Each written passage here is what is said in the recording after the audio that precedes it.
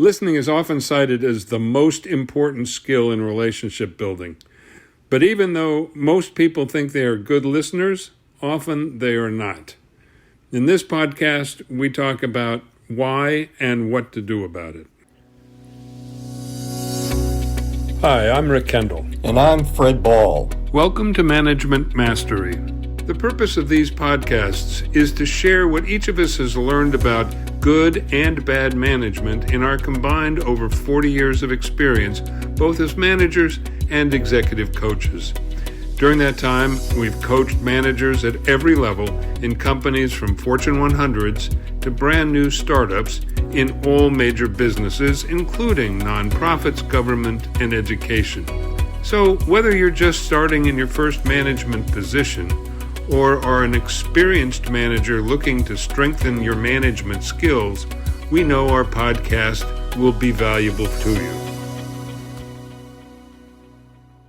Fred, we know listening is a critical skill, but we also know many people are not good at it. What advice could you give on how people can both evaluate and improve their listening skills? Sorry, Rick. What were you saying? We're obviously kidding.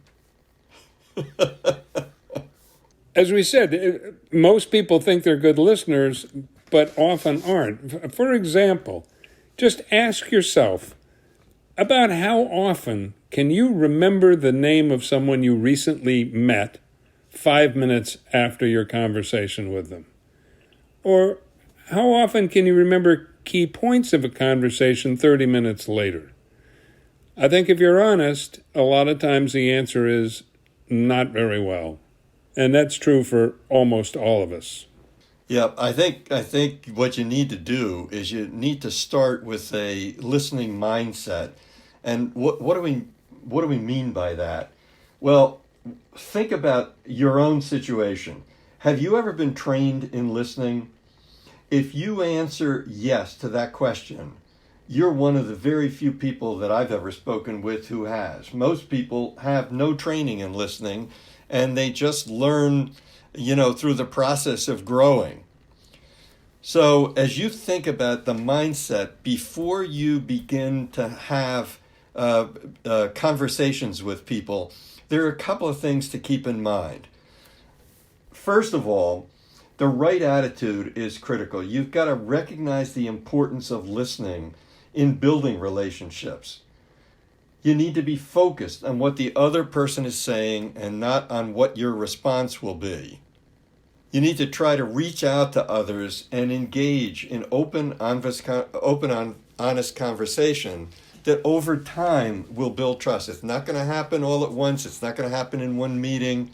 It's going to happen over a period of time. Then you need to pay attention and listen without distraction or judgment, purely for comprehension on the other person's point of view on a topic. Last, you need to be able to make adjustments depending upon where the conversation goes. Part of having the right mindset is you want to start the conversation positively with a smile, firm handshake if the situation requires it, and maintaining eye contact.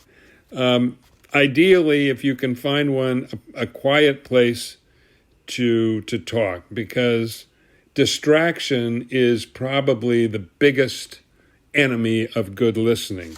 So you want to have as few distractions as you can. One thing to keep in mind when you're in a conversation with someone is that your body language is communicating about half of your message to the other person.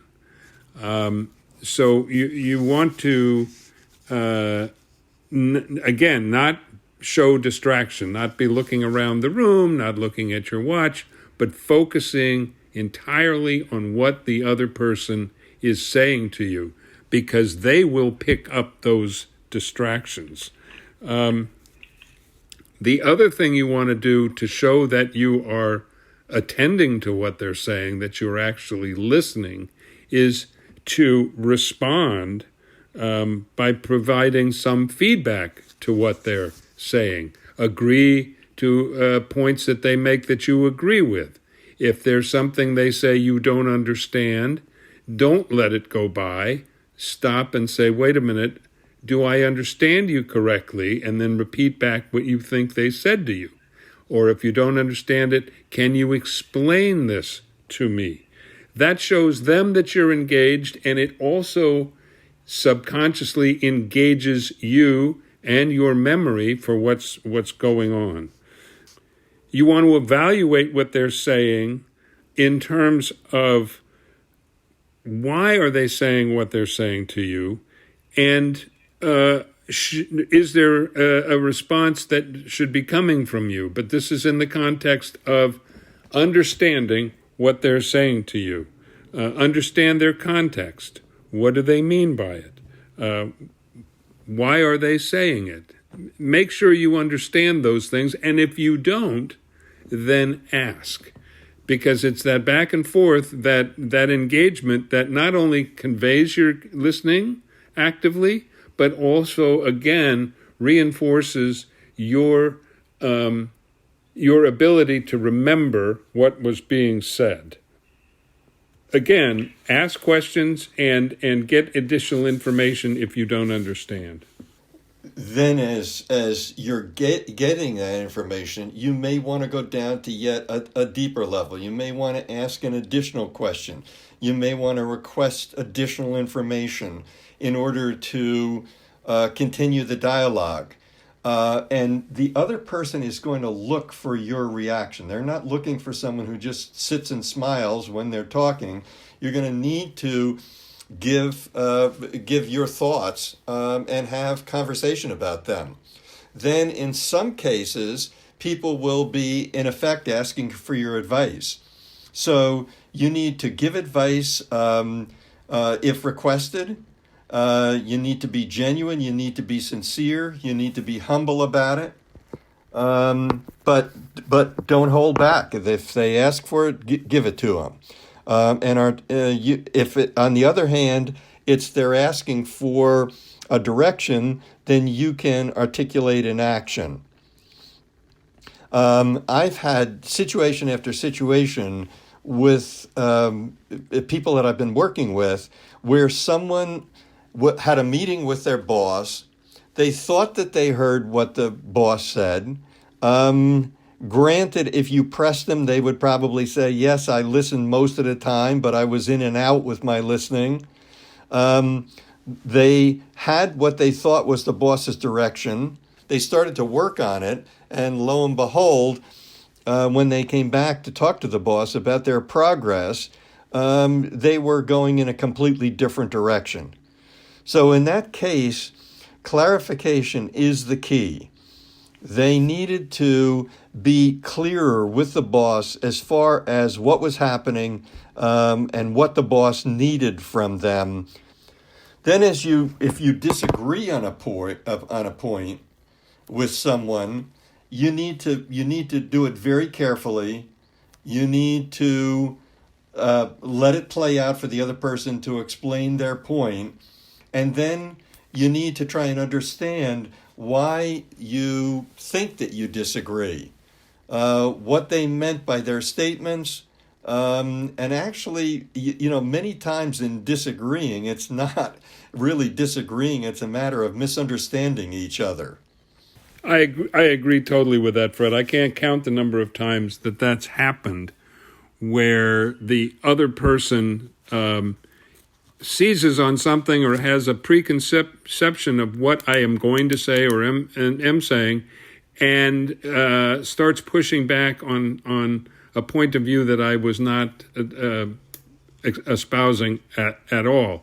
And I think what's important there, the immediate reaction, at least for me, is to push back aggressively. No, you don't understand what I'm saying, and to not let the person play out what their misconception is. If you let them go all the way through and then say, no, I think you misunderstood me, you can usually work that out. If you push back too hard immediately, they think you're arguing with what they're saying rather than making the point that they misunderstand you. So being patient, listening to what they're saying, and by listening to what they're saying, you may get a better idea of where their head is at on the issue, and it makes it easier for you to respond to what they're saying, and also show them where they have misunderstood you. Then as you're coming to a close in the conversation, it depends a little bit. If you are giving the person instruction and want them to do something, you might say to the individual, tell me what you're taking away from this meeting. And then give them a chance to respond. And if there's confusion, then resolve that confusion. On the other hand, if they're asking you for something, then you might say to them, tell me what you hope I heard from this conversation, or tell me what you'd like me to take away from the meeting, so that you can find out what it is. You can make sure that you understand what it is that they're asking for. Yeah, that's all important. And the other thing, back on, if you're giving them an instruction or asking them to do something, it's important that you both ask, do you understand? And tell me what I've asked you to do. And also, do you have any problems with that? Get them actively feeding back to you what you've told them to do, to make sure that they indeed did understand it. And that kind of leads to just how do you evaluate your listening ability as you're working on it? Are you getting better? Where are your weak points, etc.? And I think we sort of covered this at the beginning with our questions. That is, after you have a conversation, just ask yourself, do I remember everyone's name that I met? Can I play back the main points of the conversation? And take notes afterwards. If you can write it down, that puts it even more firmly in your mind. It also is a good idea in the right circumstances to check in with a trusted colleague, a mentor, maybe a boss, or the right staff people. How am I doing in the listening? Am I hearing everybody? Am I getting the message that people want to get across to me? So ask people to evaluate you. Obviously, you have to do it in the right circumstances. But getting feedback on your ability to listen and be open, don't be defensive to people saying, you're really not, sometimes you just don't seem to be paying attention, and work on that. I think one of the places that can be very useful, one of the resources, if your company has an HR department, if you have someone leave your department, leave the company, leave your department, and they do an exit interview, go to the HR department person who did the interview and ask for any relevant feedback. You can learn a lot that you wouldn't know otherwise. This has happened to me, and sometimes it's stuff you would rather not have heard, but if you go and ask, they will tell you, and if you don't go and ask, they won't. Or they may not. So that can be a very good source of information about where your shortcomings, listening and other things, that can be a good feedback for any manager. Rick, on that point that you made about taking notes on actions that happened, if you've assigned someone something, or you've asked them to follow a particular direction, one of the reasons that you need to take notes is that you need, in your follow-up weekly meetings with your staff, you need to be able to say to people each week, you agreed that you were going to work on A, B, C. Could you give us a report on how you're doing? And if you don't jot those things down for yourself, then the chances of you remembering to ask for that in the next summary meeting will be few and far between.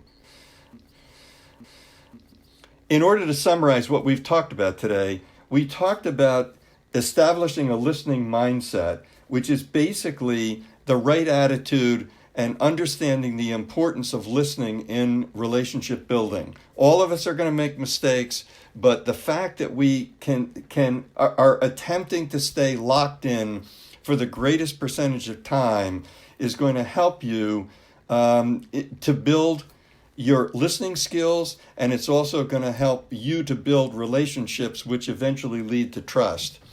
Then Rick was talking about conducting an effective conversation and the steps that we need in order to do that, which is basically to listen, to ask questions, to make sure that you understand, and if you disagree, to bring out the issue so that you can chew on it. And then making sure that, in summary, that you make sure that the other person understands what it is that you need.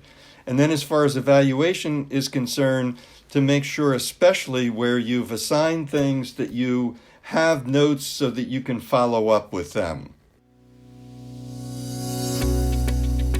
We hope you have found this podcast useful and will come back again for more Management Mastery.